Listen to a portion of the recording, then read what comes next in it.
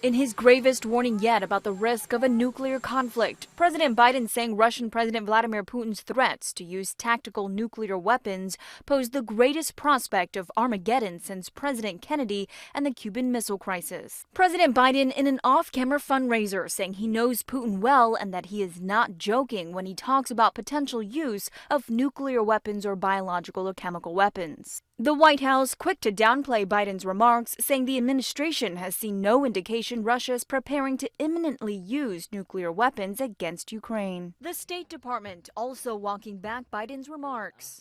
They reinforce how seriously this administration takes these threats and takes the threat of nuclear weapons. This kind of irresponsible rhetoric is not something that should be coming from a leader of an armed nuclear state. It comes as President Biden believes Putin is growing more desperate on the battlefield after a series of Ukrainian military successes in recent weeks. But as Russian troops are being forced to retreat in the south and east, new evidence of alleged war crimes are emerging. In Yampil, Ukrainian soldiers on the hunt for fleeing Russian troops. A lot of weapons, they stay here.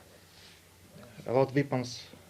They left behind. Yes. The horrors of war giving rise to hundreds of thousands of Russian men fleeing the country to avoid Putin's military draft. Two crossing the Bering Strait seeking asylum on a remote Alaskan island, now in the hands of U.S. federal officials. This was a surprise to us. Who knows what's going to happen in the future if more individuals from Russia are trying to, intend to leave Russia through the Bering Straits.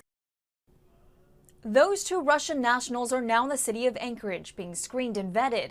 Diplomats at the Russian embassy in Washington say they plan to hold a phone call with them to provide any necessary assistance. M. Nguyen, ABC News, Washington.